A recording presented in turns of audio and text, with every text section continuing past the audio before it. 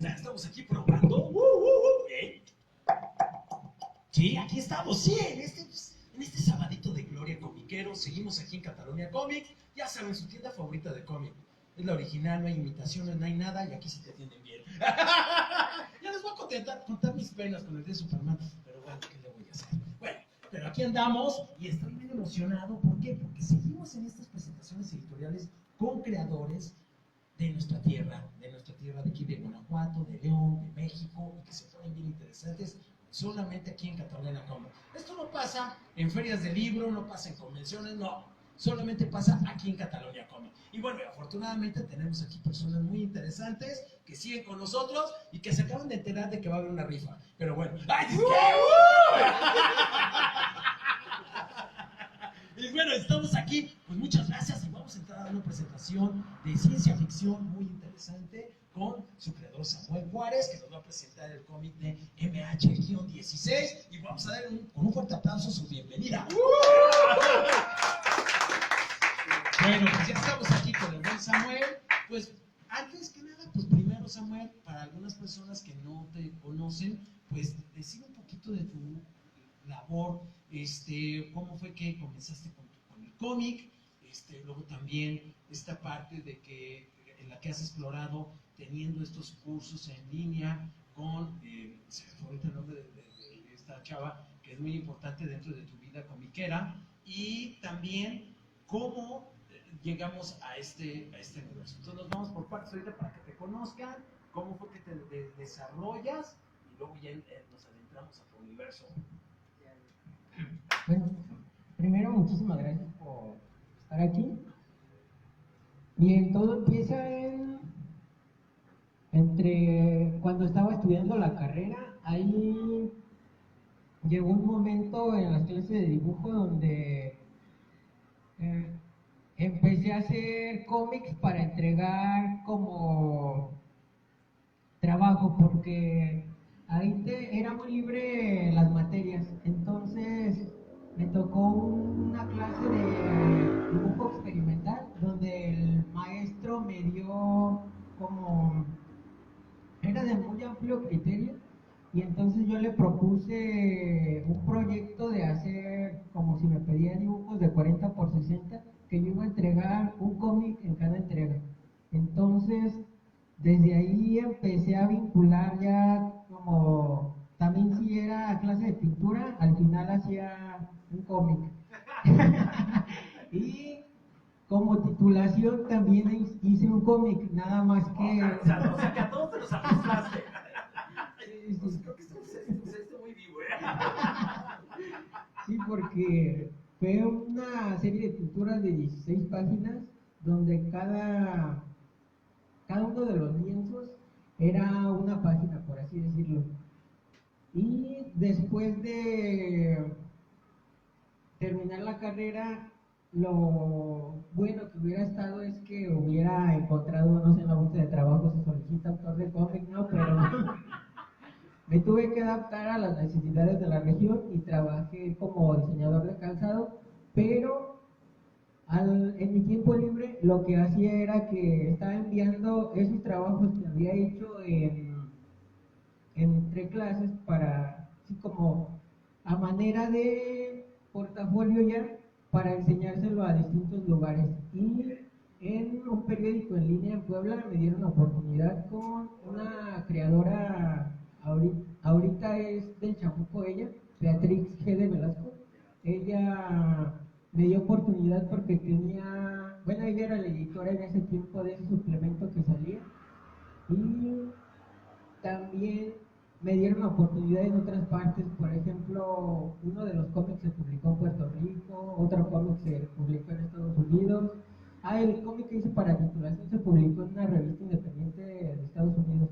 Entonces ya vine esta etapa de estar trabajando, como te digo, ya con el calzado, y llegó un momento donde digo, creo que ya fue mucho tiempo haciendo creatividad para alguien más, y ahora sí ya quiero como algo que yo sí crea que es ya un poco más creativo y donde me siento un poco más en forma.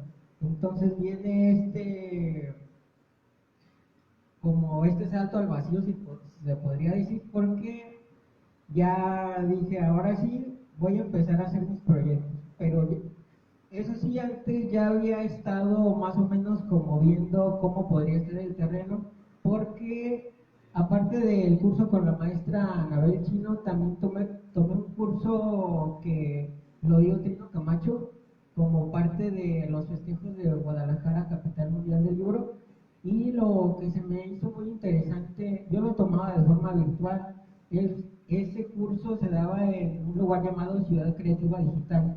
Entonces, Trino lo que hizo fue que cada clase iba a llamar a uno de sus amigos, ¿no? Entonces, una clase estuvo Bev, otra clase estuvo Gis, otra clase estuvo un abogado para enseñarnos de derechos de autor, y ese curso se podría decir que fue muy impactante para mí por el hecho de que una personalidad como Trino viera las cosas que yo estaba haciendo, y cuando me tocó presentar mi trabajo, él dijo, tú deberías estar aquí, como tú deberías estar aquí presentando tu trabajo en persona, pues, y yo lo estaba presentando de forma en videollamada. Entonces, cuando él invitó a Gis, yo fui para allá y se me hizo, sí, yo después de tanto tiempo de escucharlos en la radio por el programa de La Chora Interminable, sí, me cambió mucho la perspectiva de ellos. Yo los veía como unas personas, como dijo uno de los compañeros, casi te lo imaginabas y que iba a estar así como en un templete, ¿no? Así como alguien inalcanzable. Y cuando ese mismo día Trino dijo, es que vamos a ir un ratito a una cantina popular de ahí del centro de Guadalajara, ah, se me hizo, bueno, creo que es de los, creo que fue como de un momento muy significativo para mí, porque estuve al lado de Gis y le estuve preguntando muchas cosas. Oye, ¿qué pensabas tú cuando eras joven? Y sí, todo esto. Y también esta etapa, ¿no?, que ya le ha tocado vivir a él, por ejemplo, en ese momento tenía poco que ya no estaba dibujando el milenio. Entonces, ¿cómo van cambiando todas esas perspectivas? Y de hecho, la última clase que nos dieron en ese curso era de inteligencia artificial ya. Y cómo era que uno de los autores ya hacía muchas cosas o muchos procedimientos ya ayudándose de estas otras herramientas. Y luego viene ya la etapa donde fue el salto al vacío, a ver qué me va a esperar a mí con el proyecto que yo tengo, y a los 3 meses estuvo muy interesante porque me gané una beca del TEC de Guanajuato, y con esa beca pude realizar la primera novela gráfica, CRBR 36. Después, para esa novela gráfica estuve asesorado por la maestra Anabel Chino, y el tutor fue el escritor de la Ciudad de México, Isaí Moreno Roque. Y luego esta fue publicada en junio. La idea era también tomarlo como apoyo porque es una serie de 6 novelas gráficas, y donde en este año, con motivo de la Feria Nacional del Libro de la Ciudad de León, por cuestión de los tiempos que ellos manejan, esta obra ahora sí que tuve que meterla a la aceleradora en los últimos meses del año pasado para alcanzar a meter el registro para presentar esta obra ya en 2025. La idea es que se presente una por año. Bueno, en esta parte, bueno, en esta parte de lo que está, en esta parte de lo que está hablando Samuel, es muy importante como aclarar que a lo mejor luego hay gente que dice, bueno, Trino, qué padre, y todos ellos, o sea, para muchas personas ellos son vacas sagradas, son gente muy respetable dentro del medio de la historieta, y a veces es muy raro que se den estas oportunidades de que como lo que hablaba Samuel, como un creador emergente, el poder tener este tipo de enseñanza. Y también con el proceso que fue dando poco a poco, pues lo fue impulsando a que se encontraban personas que estaban ya dándole más impulso a lo que estaba haciendo. Y pues algo bien atractivo de lo que tiene ahorita Samuel, para adentrarnos más con su obra de MH16, es que se está enfocando en la ciencia ficción. Su primer novela, ya la de CRBR 36, es totalmente ciencia ficción, pero es más ciencia ficción de autor.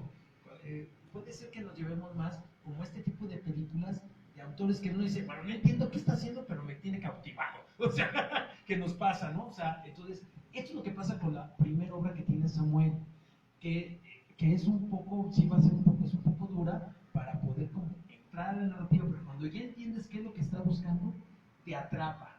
Es una obra arriesgada, pero que te atrapa y que automáticamente, aunque Samuel no sabía, es como que puede pasar eso, se hace primero con este tipo de obra, de cómic de autor, pero más como las películas, o sea, más de culto, un cómic de culto, por un tipo de narrativa que tiene y porque es muy raro que se genere este tipo de obra y que se dé menos en nuestra localidad.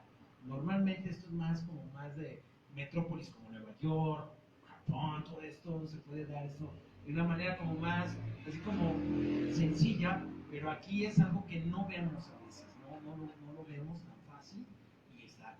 La de MH16 lo que trae es que ya es una obra un poco más, ya no tan adentrada en esta ciencia ficción de culto, sino es una obra que ya trae diálogos y que se trae un acercamiento muy sencillo, pero que también te atrapa, sigue respetando su propio universo. Entonces, esto nos lleva a Samuel a por qué ahora en el MH-16 ya usas más lo del diálogo y también sería importante entender un poco por qué tu obra, todos le pones ¿cómo se llama? Títulos que, bueno, que parecen como si fueran palabras de archivos clasificados, ¿no? A lo mejor uno los ve y dice, ¿de qué es? O sea, ¿trae mensajes ocultos o qué pasa? O sea, ¿qué mensaje? Sí, la cuestión por los nombres sí es esa parte de los archivos clasificados de como del FBI o de la CIA que siempre me han llamado la atención, estas investigaciones muy extensas que se hacen. Y aparte hay una serie muy buena que se la recomiendo que se llama Mr. Robot. Esa serie habla sobre hackers, pero lo interesante es que también cada título de la serie tiene una relación con algo de programación. Entonces también hay un músico que se llama Aphex Twin y también sus títulos de canciones tienen que ver con algo relacionado a la informática. Entonces se me hace que ponerle este tipo de nombres te atrapa más como en este universo, como para que todo tenga esa coherencia narrativa, por así decirlo. Bien. Y en este caso, MH16, ¿qué es lo que nos puede decir de qué va? Para que se adentren quienes nos están aquí presentes y quienes están de manera digital, para que digan, sí lo quiero tener en mi biblioteca. Por un lado, la premisa de este cómic sería un personaje de Medio Oriente relacionado con una interfaz cerebro-computadora. ¿Qué es lo que van a encontrar en este número? Pues alguna narrativa, se podría decir, disidente, porque tengo esta manera de pensar, ¿no? Por ejemplo, ahorita mencionabas el hecho de que los autores de ciencia ficción se dan mucho en ciudades muy grandes, pero si hacemos como un estudio de cómo se hacen este tipo de narraciones, tienen como arquetipo un hombre blanco y todo va a pasar en Estados Unidos, en ciudades muy grandes. Entonces yo estoy pensando las historias desde otra perspectiva. Entonces mi personaje es de Medio Oriente porque siempre esta población ha sido estigmatizada. Y a mí se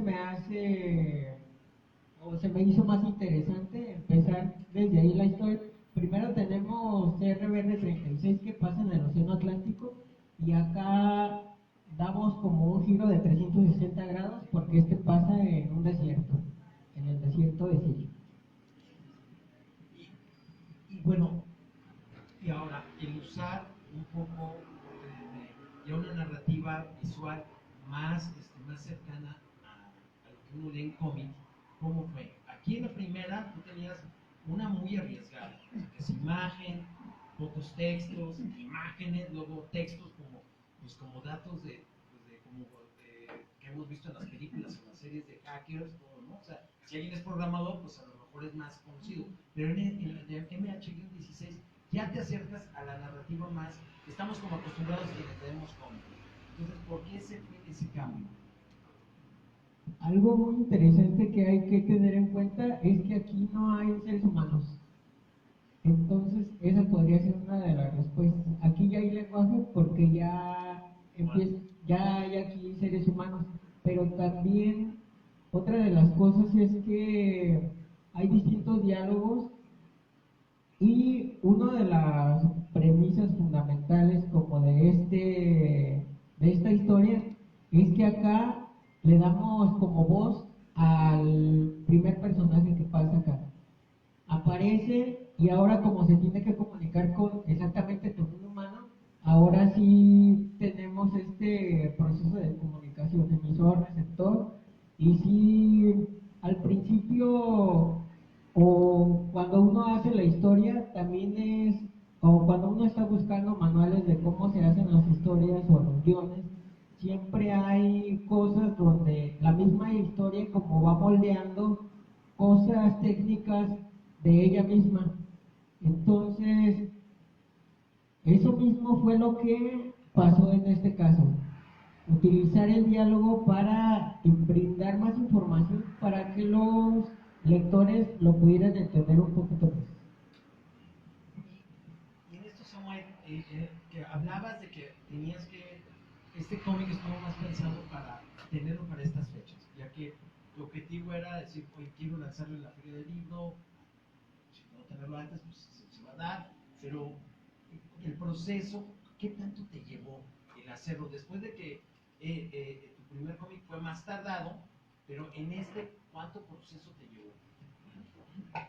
También algo bastante interesante, como ahorita lo mencionas, el tiempo de creación, a pesar de que este fue impreso en junio del año pasado, se viene trabajando desde, a ver, 24, desde como febrero 2023, un año y medio.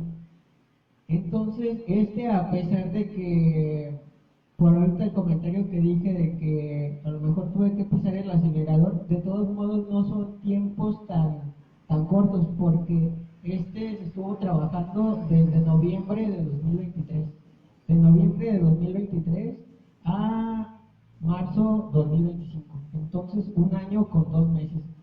Siempre el proceso de una novela gráfica es bastante tardado por el hecho del guión, las imágenes. Este otro proceso de mandar un imprenta también implica ahí otro tiempo que hay que tomar. Samuel, y bueno, teniendo de que en la primera estábamos hablando de que había sido en el mar y esto ya era en el desierto, ¿tú tenías planeado que bueno, no sé si no la secuela, sino la extensión de tu universo era, o sea, era obvio ir al desierto después de estar en el mar? O sea, ¿sí muy claro lo tenías? Sí, se tiene muy claro desde antes cómo va a ser una serie de novelas gráficas por el hecho de hacer una estructura principal y tener momentos significativos donde cada una, por ejemplo, la sexta novela gráfica, a pesar de que no tenga el guión específico, como que todo a detalle, todo lo que va a pasar, tengo los momentos significativos que van a ir llenando las páginas. Y al principio se hizo como, por ejemplo, con los personajes, a mí me recordó mucho estar haciendo como una investigación de los que hacen la policía, donde ponen un pizarrón y pone el Chapo Guzmán relacionado con este que es su amigo, este es su cuñado, hizo tales cosas en esta línea de tiempo, y todo eso desde el principio fue hecho. Entonces toda esa estructura principal ya está. Cada una de las novelas gráficas tiene un personaje diferente, tiene también la característica de que está hecha para que si una persona nada más quiere comprar esta, le entienda, de que sea autoconclusivo la historia, porque algo de lo que a mí no me gustaba mucho cuando era niño en los cómics era de que como compraba cómics sueltos o de los que estaban en oferta, me tocaba como, tienes el X-Men del 15 al 18, pero nunca vas a saber el final porque era como en el 24. Entonces, por esa parte, a mí se me hizo muy interesante hacer este tipo de ejercicio. Me llamó mucho la atención la película Amores Perros cuando fue estrenada y la vi, de que contaba de una manera que yo no había visto antes. La misma situación, pero con distintas perspectivas por los personajes. Entonces, esa sería una forma de que las personas que no conocen estas novelas gráficas, como pensaran la historia así. Estamos hablando de personajes diferentes en cada una, pero sí hay detalles que se van ensamblando y que van apareciendo en cada una de las novelas gráficas.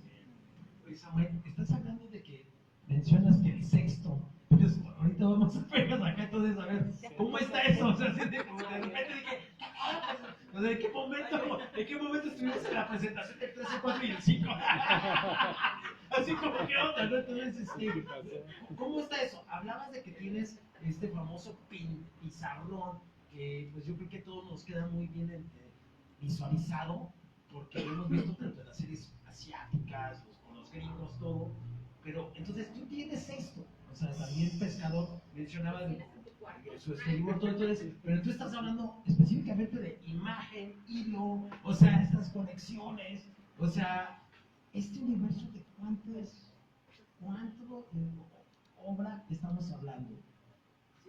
Estamos hablando de 6 novelas gráficas, ahorita vamos en la segunda, esperemos que cada año, como se tiene contemplado, cada año vaya saliendo cada una. Y también eso creo que lo he aprendido cada vez más mientras más hago cómic, que tienes que ser muy muy ordenado, porque a pesar de que pienses que ya tienes una estructura, debes de ser totalmente más meticuloso todavía. Y eso es lo que pasa mucho, de que a veces puede haber, lo vemos mucho en las series, ¿no? De que hay nada más 4 temporadas y que en la quinta como que a veces no lo supieron resolver tanto porque no se tenía planeado para durar más, y empiezan a ver cosas que ya no son tan coherentes. Entonces, por eso mismo se trata de hacer primero una estructura que tenga sentido y una línea de tiempo para que al final sí todo sea coherente. O sea, que habla que ya has invertido bastante tiempo en esta historia. ¿Y qué esperas con MH-16 cuando la gente ya lo empiece a descubrir, empiece a leer? ¿Qué es lo que esperas tú que después de las personas que hayan tenido la oportunidad de haber leído antes tu primera obra, ahora acá o en individual, qué es lo que esperas que encuentren?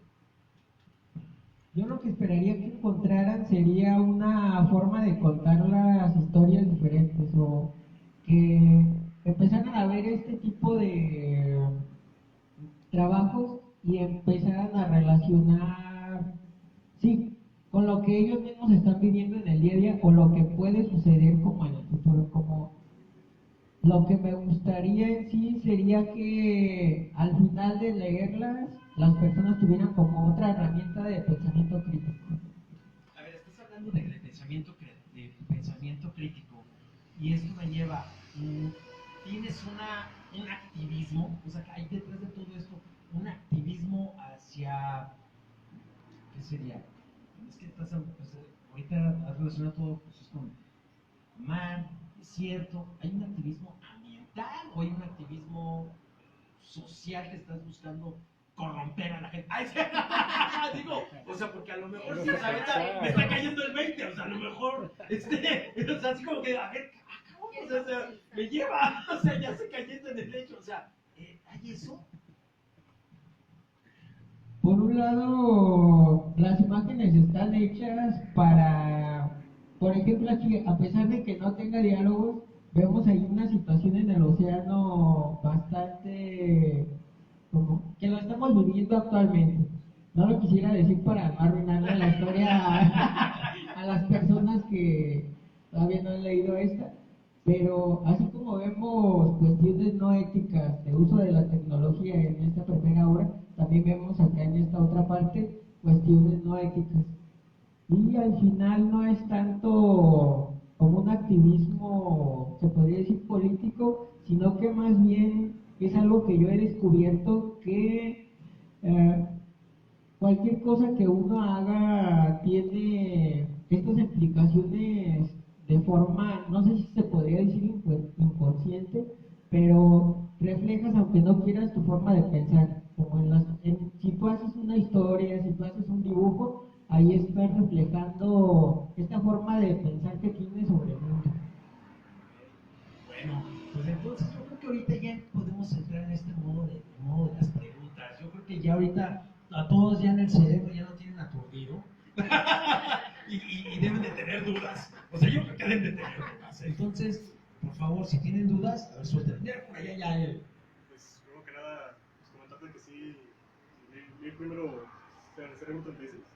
Y sí, como dice el iguano, es una ciencia ficción muy diferente. O sea, que desde el principio no lo entiendes y hasta puede ser como chocante. O sea, porque es muy experimental, no es algo que nos estemos acostumbrados.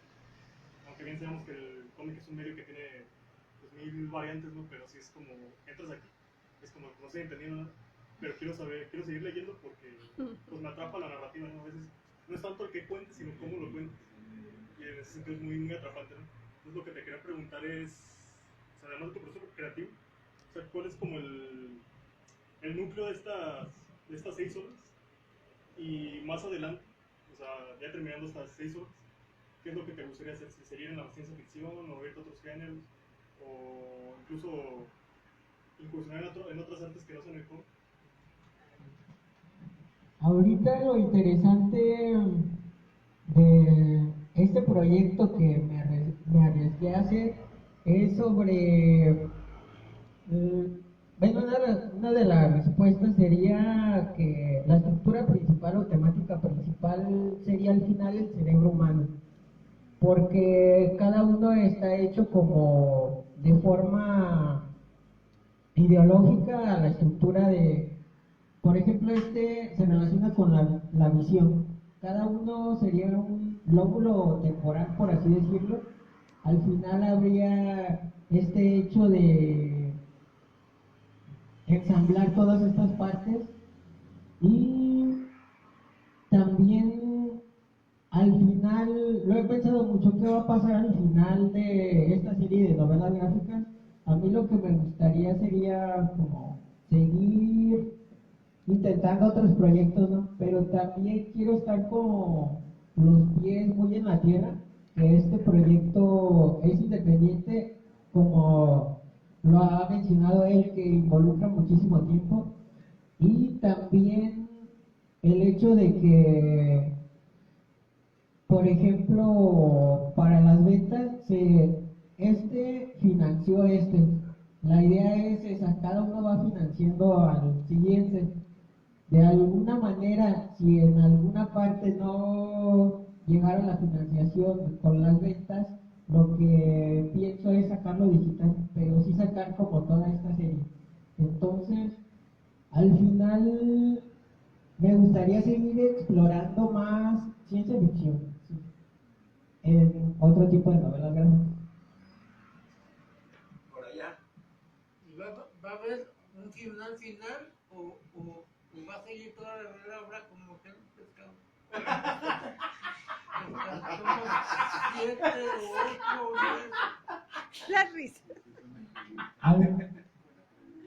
Sí, me gustaría el final, de que ya se termina todo, las personas se quedan las personas que sí se involucraron con este proyecto se quedan con todas las respuestas, por así decirlo, y se cierra ya este hilo para lo que sigue después. Como sí tengo muy presente eso de dar como completar toda esta historia. Bueno, por allá, a ver, por allá, a ver, por allá, por allá. A ver, me parece, gracias. Me parece muy curioso que las personas que he escuchado que lo han leído han dicho, no entendí nada. O sea, ¿fue una intención de este primer libro hacerlo tan experimental, un poquito raro, o es como algo que surgió después de haberlo lanzado?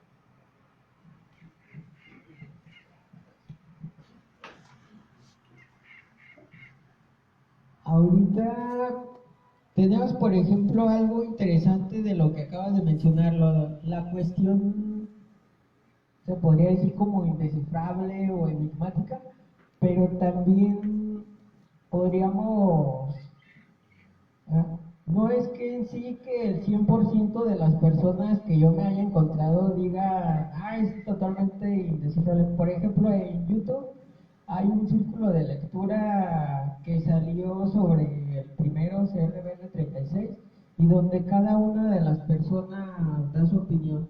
Yo veo la historia y pienso esto.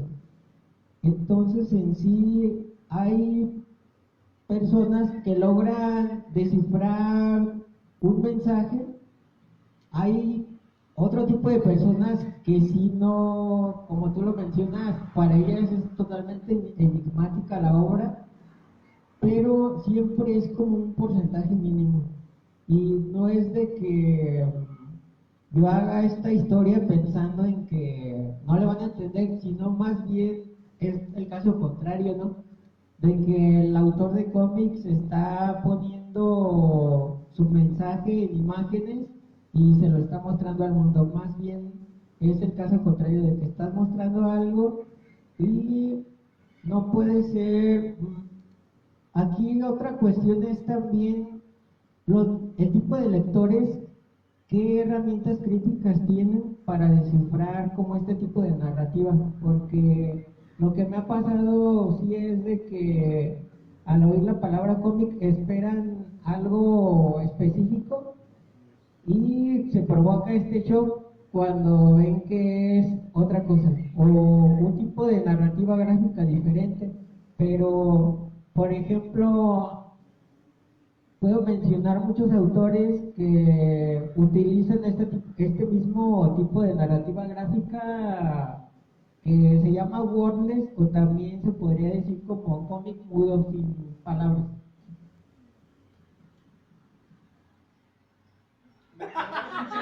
Se quedó ya. Se quedó en el viaje. Ahorita estaba tratando de recordar el cómic anterior. Y sí, efectivamente de eso trata, pero que no se da en este nuevo caso. Pero ahorita, hace rato, en una de las preguntas, varias, la complejidad que tú dijiste, esta historieta, tú como creador, tú estás pensando en las historias, pero ahora sí que el que hace historieta tiene que convertirse en diferentes facetas. O sea, eres el creador, pero también eres el vendedor, y eres el que también tienes que comer, y todo lo que conlleva como una persona completa.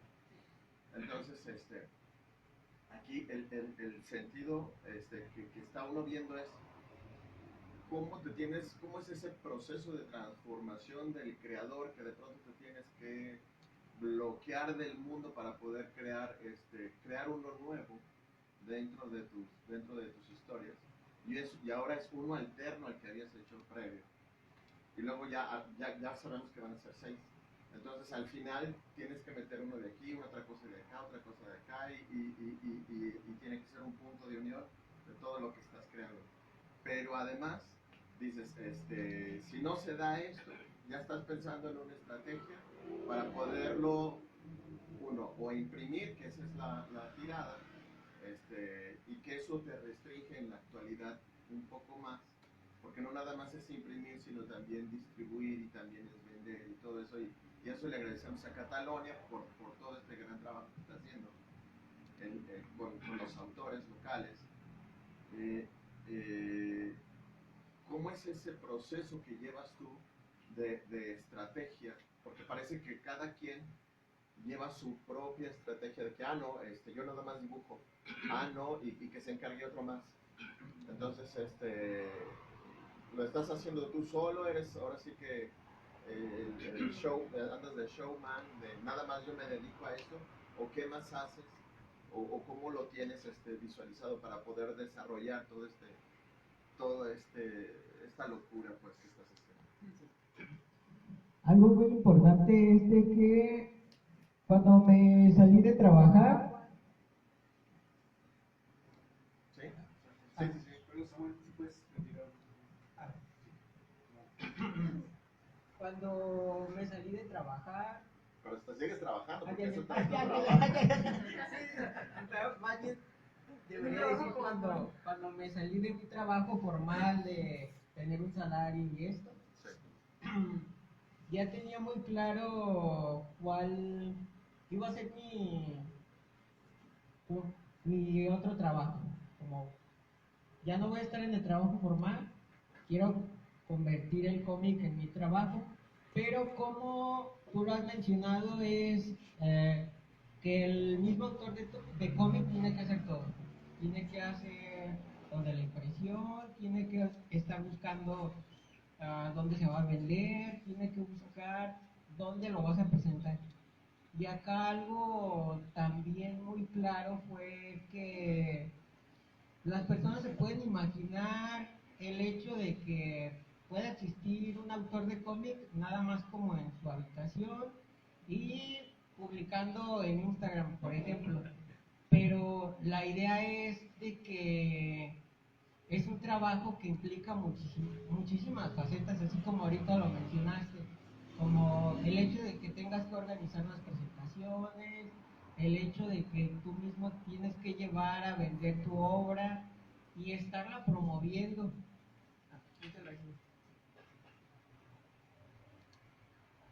Algo que, por ejemplo, yo le agradezco mucho a Catalonia Comics que hayan tenido esta apertura a alguien nuevo. Por ejemplo, yo conocí a David en septiembre del año pasado, le propuse lo que quería hacer y él me dio oportunidad, y así de esta manera me he ido acercando a distintas instituciones y en otras no me han recibido de la misma manera, pero la cuestión ha sido seguir buscando cómo promover este trabajo. Sí, pero por ejemplo, cuando vieron por tu primera obra así como que y que se tiene que leer varias veces para poder tratar de desarrollarlo, eso te limita a veces con cierto tipo de lector en este caso. Pero me imagino que ya que en las nuevas, en lo que viene y en pues esa parte ya va a estar más sencillo. Sí, o no sé, a lo mejor dices, no, es que el que sigue voy a utilizar el lenguaje hormiga y entonces tengo que ponerme a pensar como ellos y desarrollar un nuevo esquema. Entonces, sería bastante, bueno, es bastante interesante cómo lo has estado mostrando y bueno, yo lo agradezco mucho porque nos sacas de nuestro zona de confort. Que, bueno, que algo para comentar es que, bueno, quienes hayan visto cine, creo que más grande, pues en los 90s hubo, 80s y 90s hubo bastantes películas que entran como en esta línea, pero no de Hollywood.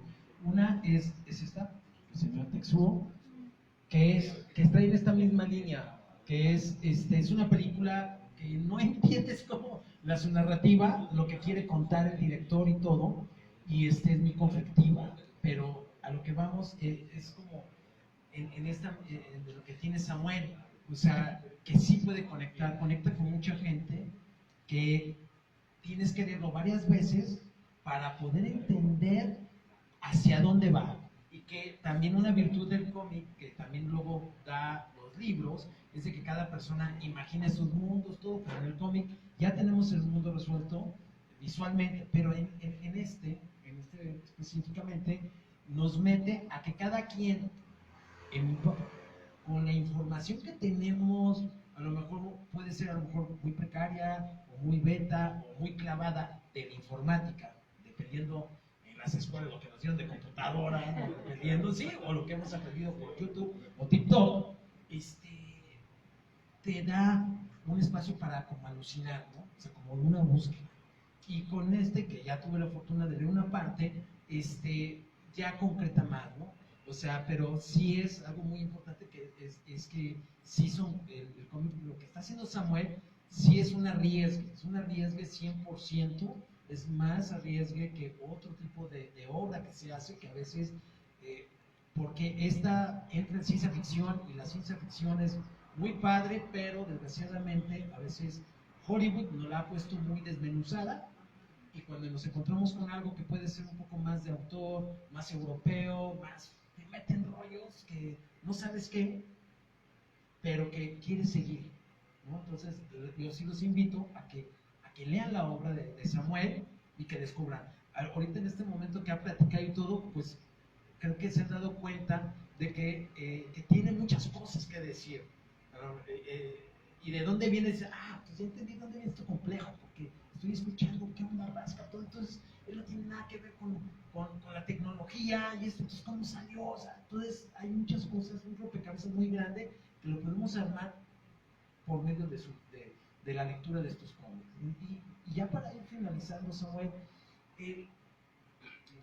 hablas de que con David fue el año pasado un encuentro, ¿no? En todo. Y entonces ahorita dentro de pues vamos a decir, de nuestro gremio, la fauna, nuestra comunidad comiquera, eres de los creadores ahorita, pues, que muchos pueden decir, tienes una historia ya, ¿no? Pero que a lo mejor, pero públicamente eres así como de los nuevos, ¿no? Los nuevos del barrio, pero tienes 10 años, tienes ya un rato que estabas pública, pero es de los nuevos del barrio, pero que entró con una obra así de esas de pesadas. ¿Qué has al tener, porque también has tenido ahorita maestros que te han llevado por un camino muy chido, pero con lo que has estado ahorita en ferias de libro municipales, a través de presentaciones en universidades, todo, las presentaciones que has tenido aquí en Catalonia, ¿a qué te ha llevado ahorita? Y que esta recepción que te ha hecho la comunidad comiquera y también los lectores, ¿para ti qué ha sido?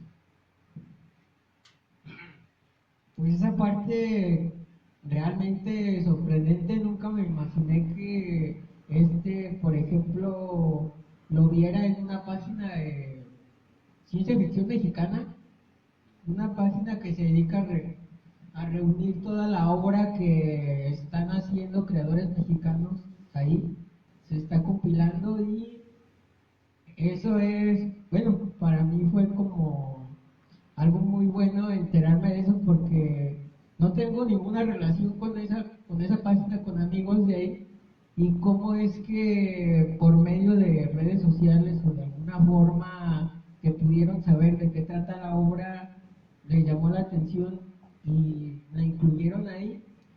Y esa es la forma en la que se ha ido propagando este trabajo. Otra cosa también que me sorprende mucho de vez en cuando es encontrarme mensajes, por ejemplo, en mis redes sociales de personas que también no me siguen ellas en mis redes y que me dicen, me interesa tu trabajo, mándame 2 a la Ciudad de México.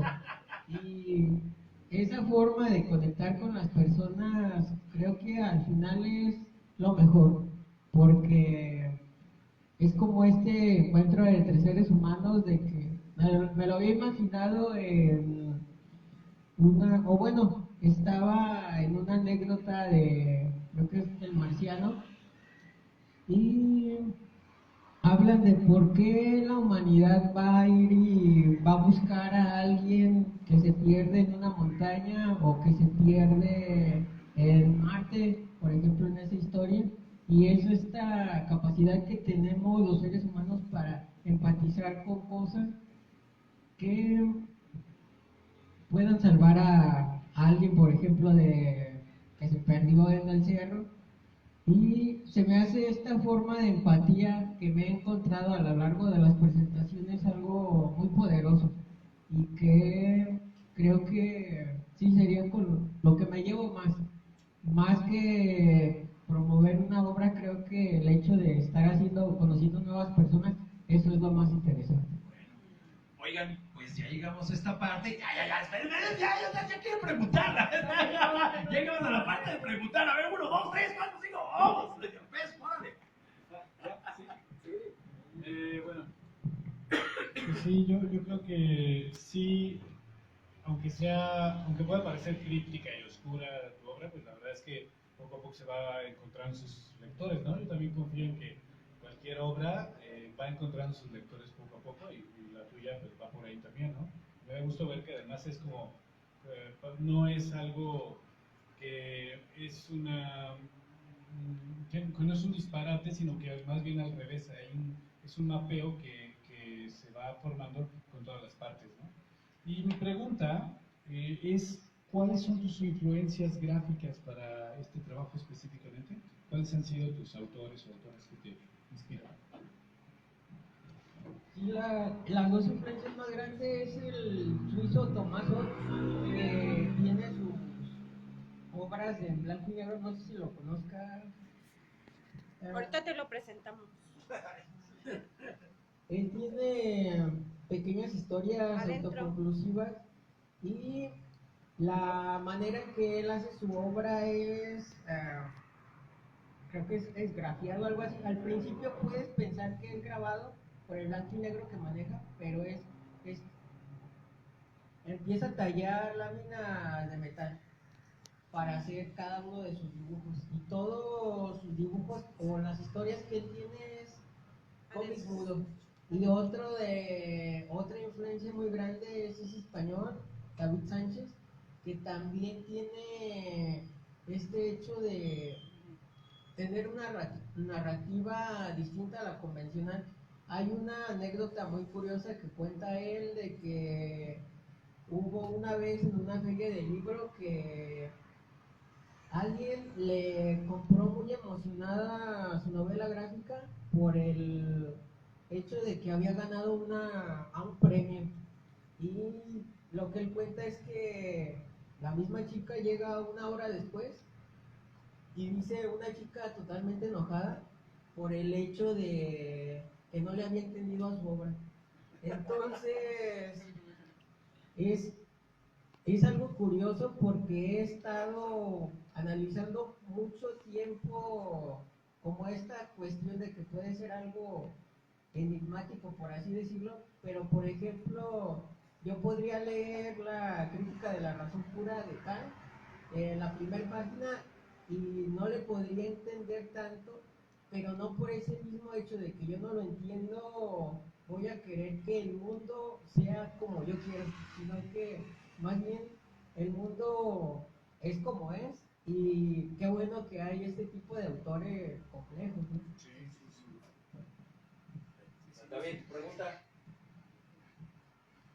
Yo quería preguntarle a Samuel, por pláticas que ya habíamos tenido anteriormente, tú tenías unas ciertas reticencias con MH16 por el personaje y por su ubicación y porque pues está ambientado en Siria, es será por supuesto una persona perteneciente al Islam.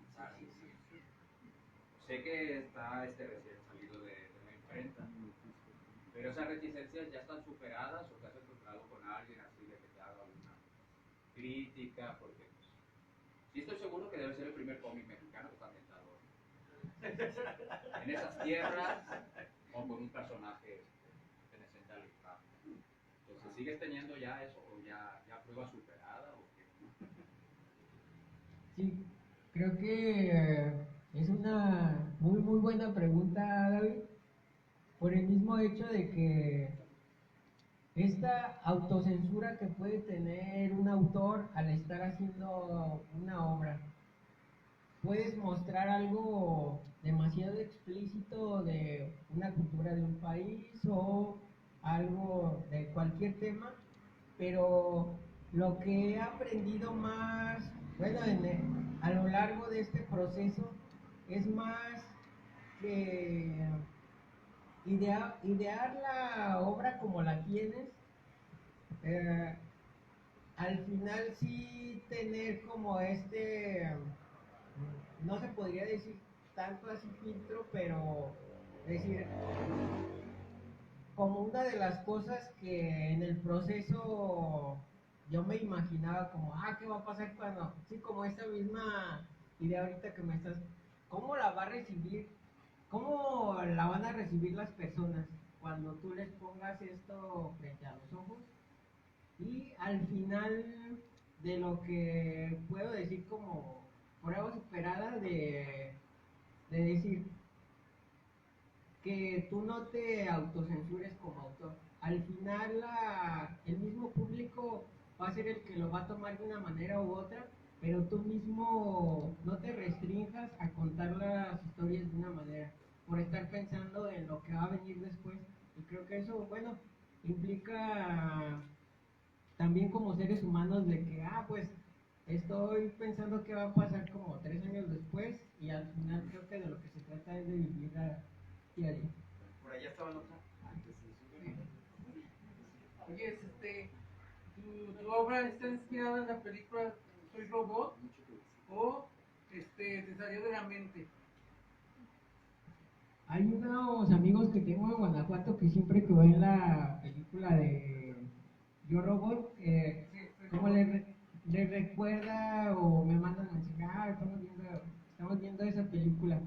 Y lo interesante es como por estas pláticas que hemos tenido como de ciencia ficción y eso, pero al final conozco la mayoría de las historias de robots y lo que hago no es emular ese tipo de cosas, por ejemplo, de que en este tipo de historias de ciencia ficción estadounidense siempre se trata de ponerle sentimientos a los robots y acá es centrarse más en la actividad mental que va a haber con dispositivos en el futuro. Sí, más bien me concentro en eso.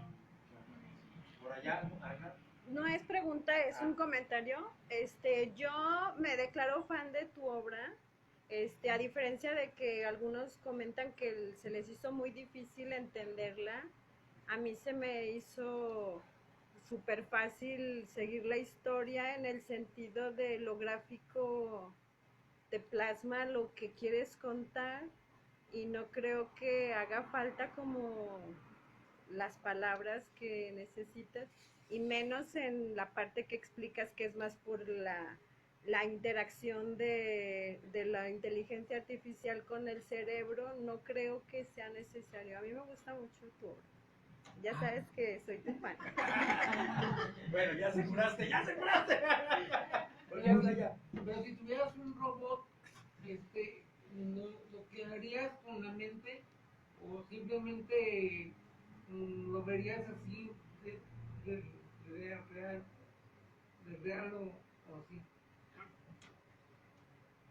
Muchísimas gracias por el comentario, Olga. Y acá, sobre los robots, hay un canal que me gustaría que siguieras en YouTube. Se llama Realidad Impresionante y lo que hace es que no sé si cada semana, sube en ese canal los avances que hay en robótica actualmente, en 2025. Entonces, ¿qué podemos ver ahí en ese canal?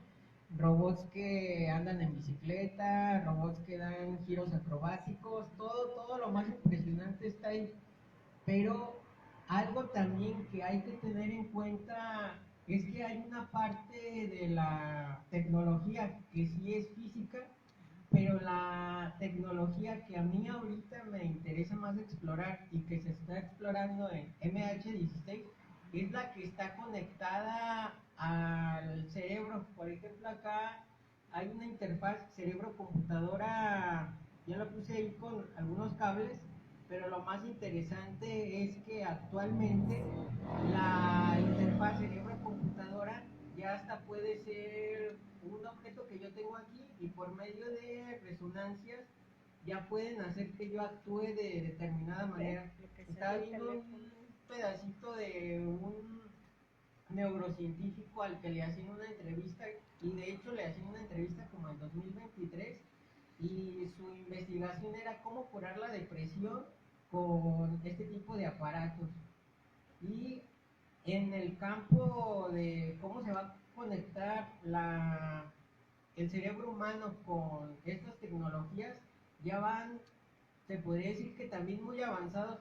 No lo vemos tan increíble porque no se puede hacer como un giro acrobático así del cerebro, pero en verdad sí está pasando de que hay alguien que está moviendo ya un dron con la mente humana, o está esta otra parte de jugar O lo que te hacen con las prótesis. también con las prótesis, como eso era algo de lo que estaba viendo últimamente, que a pesar de que tengas tu brazo robótico, ahora están haciendo esa conexión de que tú ya lo puedas sentir como tuyo, que tú puedas sentir como el calor, el frío, sí, dotar esta parte mental a los avances tecnológicos que se van a implantar en el cuerpo. Vean Black Mirror. Bueno, no sé si una última pregunta antes ya de terminar. ¿Cómo habías dicho que se llama el canal? Realidad impresionante. Bueno, pues entonces vamos a finalizar. Por favor, hay que dar un fuerte aplauso aquí al buen Samuel Gómez. Muchísimas gracias a Catalonia Comics por ser la sede de estas presentaciones editoriales que están bien chidas. Y bueno, y también queremos invitar de que Samuel, Pescador, van a estar, Horacio, que anda por acá, van a estar en la final 36, sí, ahí en el Poliforum, de aquí de la ciudad de Guanajuato, ahí del 25 al 4 de mayo. Pero ¿qué creen? Catalonia sigue impresionando. Entonces, chequen bien la programación de cuando se van a estar presentando cada uno de los autores que hacen cómic aquí en León, porque una hora antes, en el stand de Catalonia, ahí van a estar dando sus autógrafos. Así que, pues, compren sus cómics, tráiganse de casa y pues ya, ahí se meten las filas. Y bueno, pues ya nos vamos, ya aquí. Muchísimas gracias, soy el Iguano Mayor, ya saben, siempre apoyando el buen cómic mexicano y todos los cómics. Y estamos aquí desde Catalonia Comics. ¡Sí! ¡Que viva el cómic!